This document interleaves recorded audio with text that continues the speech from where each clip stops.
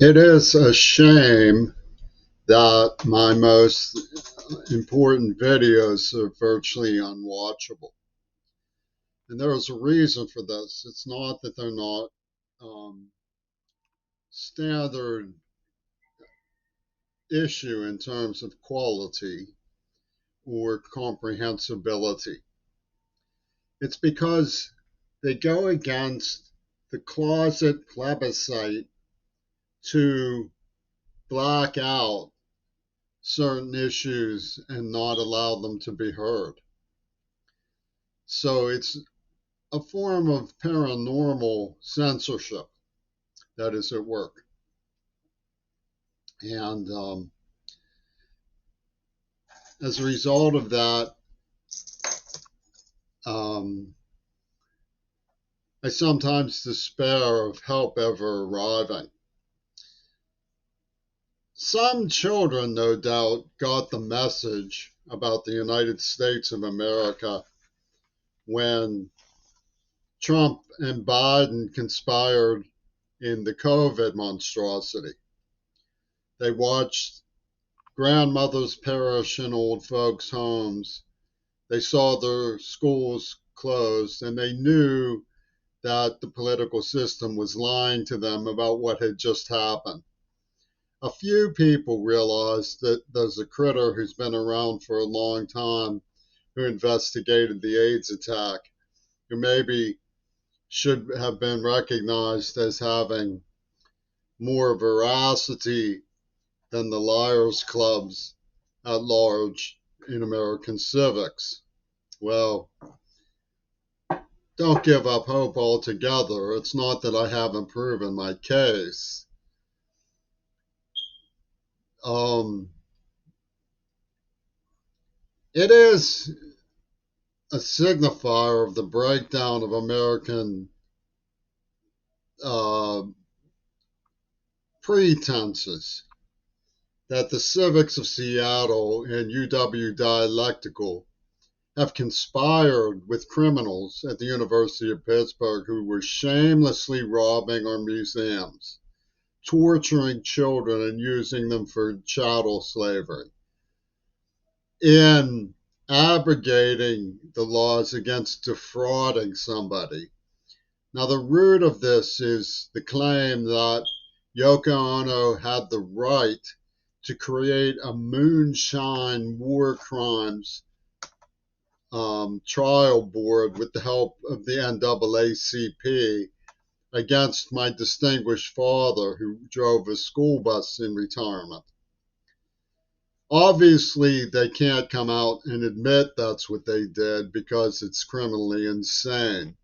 They're waiting until it's too late to help me. And then they will upload their claim and say it's enforced by media law. You can't tell the truth about what they pulled, which was a Houdini by John Lennon. All of the evidence supports that. Politically, I've lost. He has a death certificate issued to Yoko Ono. Legally, I've lost because of the um, swarms of dope heads who support John Lennon's classic reality invention. But academically, there's no way out.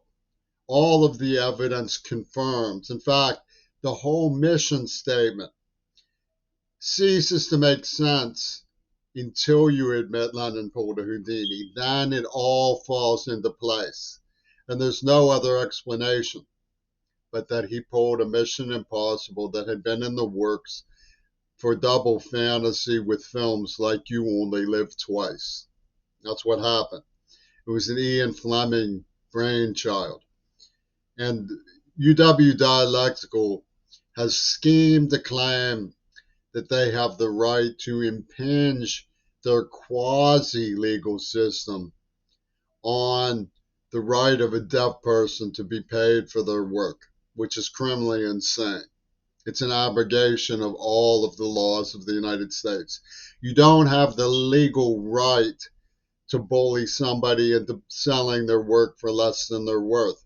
You don't have the legal right to do it, but you do it anyway as a quasi-mechanical moonshine war crime trial in which I had no role in the claim by the Confederacy of having been wronged by Hiroshima. No role whatsoever. The poachers have this idea of investing as attackers. These were the people behind the AIDS attack who invested in survivors' guilt so they could be the iron hammer belaboring the living, demanding to extort support. Now, the liberal vision that I share is that although a person is entitled to the fruit of their labor, there has to be a system of distributive justice in place. Hitler Reagan made a joke of the idea of distributive justice. And he said, here's what we'll do is you'll keep playing that tune, you sorry little liberal. And in return, I'm going to make it as hard for you as I possibly can, and we'll see who gets the last laugh.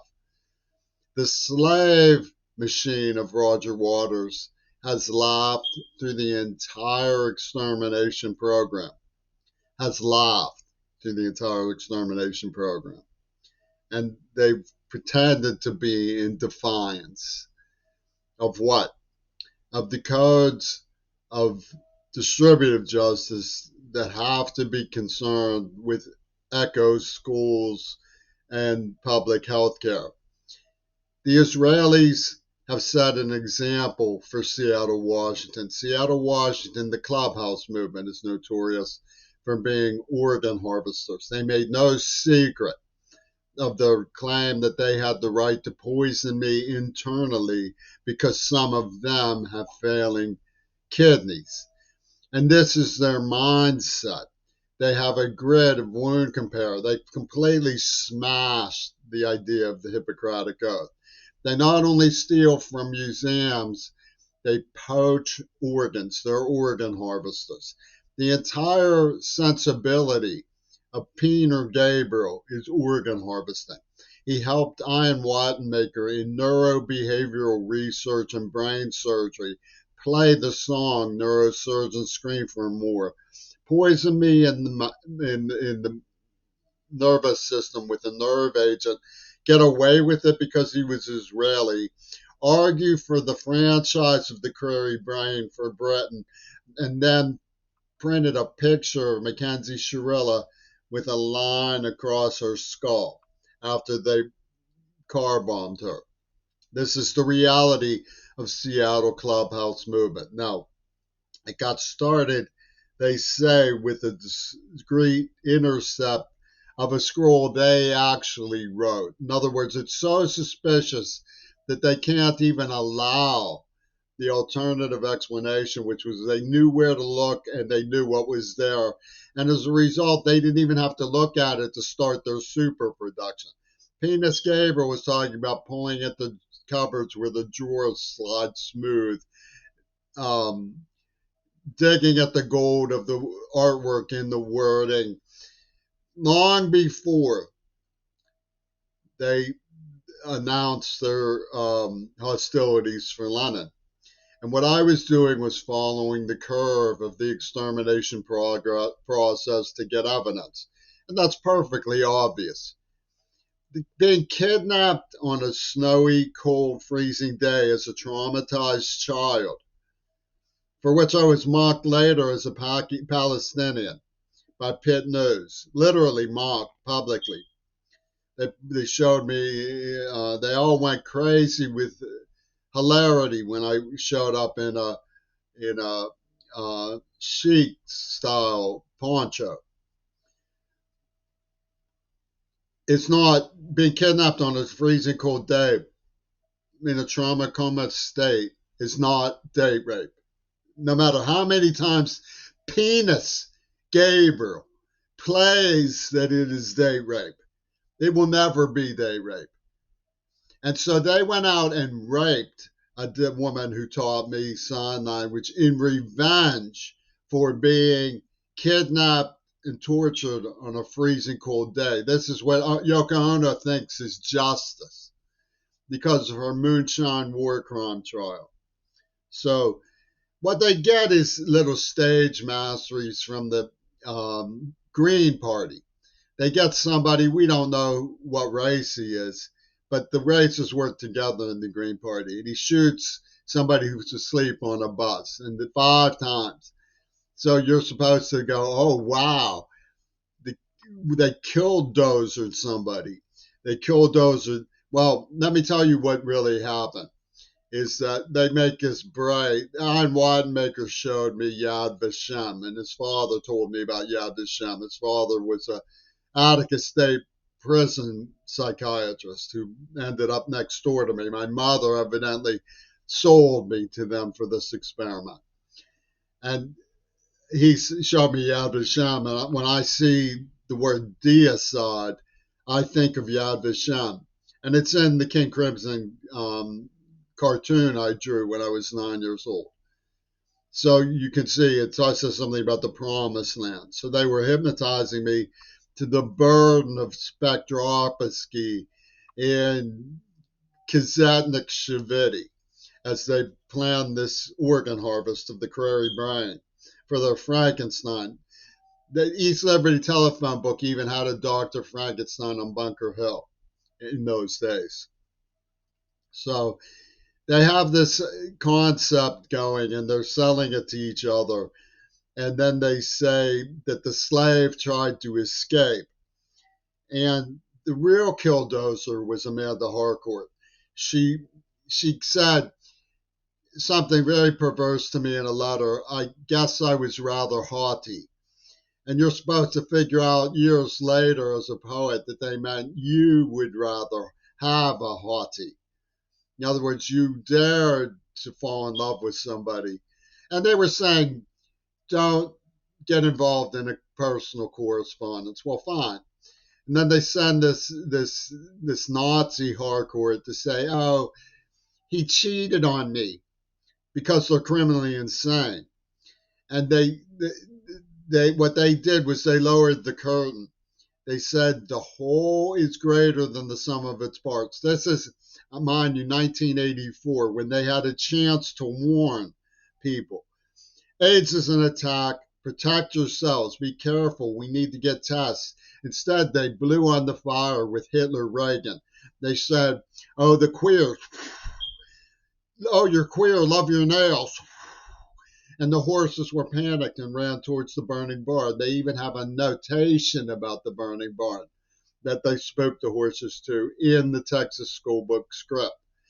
So Amanda Harcourt lowers the curtain and says, go to sleep, little ones. And then they start having this thing from Pierre Elliott's Consciousness with Viktor Frankl's mystique over Colin Powell. And Obama and Mickey Obama go to the Bohemian Grove dressed up as warriors.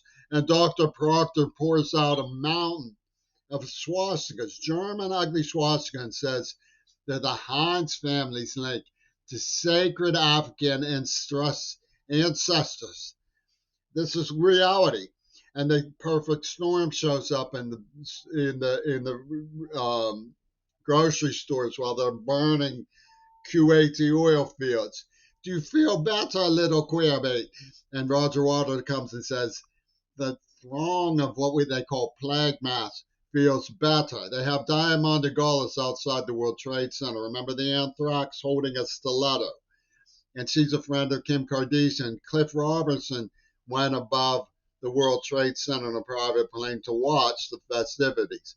He was in the premiere episode of The Outer Limits, We Now Take Control of Your Television Set, for Revolution #9 that was delayed for Kennedy's state funeral.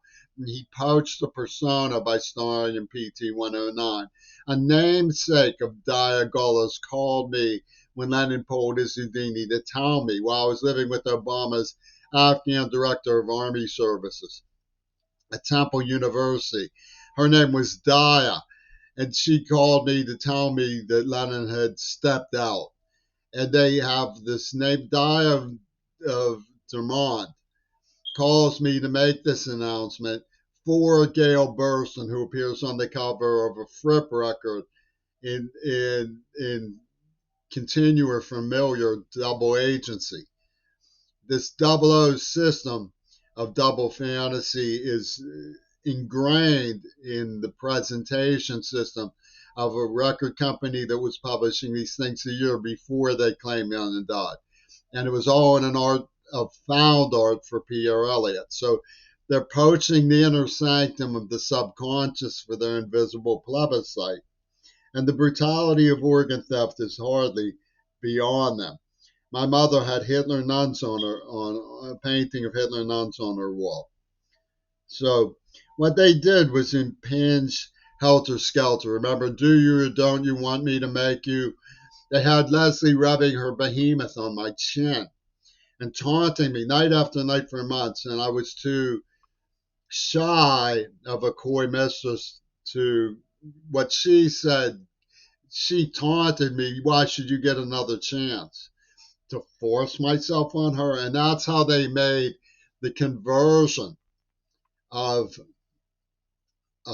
being kidnapped on a snowy day into Helter Skelter conversion for a group that literally called themselves Mancine, snuff film. And the traitors into comic, you can't get more traitor. You can't get more traitor. They killed 3 Kennedys. They advertised with the Spider from Mars on Northwest Asian Weekly, put George magazine before killing Circe. And when I wrote to her mother while the COVID rain came down, they delivered the letter with 2 more Kennedy murders in what they said was a freak accident. We're dealing with the criminally insane. Peter Gabriel is criminally insane. He is a deranged Israeli organ harvester. He did this whole thing for Netanyahu's gang, which is what Shulman and Leslie Katz were. They graffitied my father's obituary with the name Don't Know Who, which has Don, Ono, and Netanyahu encrypted into one little rubber stamp, and it has German Green Party. Talks about injecting people. They have this 2 virgin pussy ball thing going on where they give somebody Parkinson's as mercy because the Yoko Ono hag says she has the right to give you AIDS for David Bowie's Spider from Mars after they kill Circe Kennedy. This isn't propaganda. This is perfectly true, verifiable stage management by Roger Waters, who's a very sick, disturbing human being.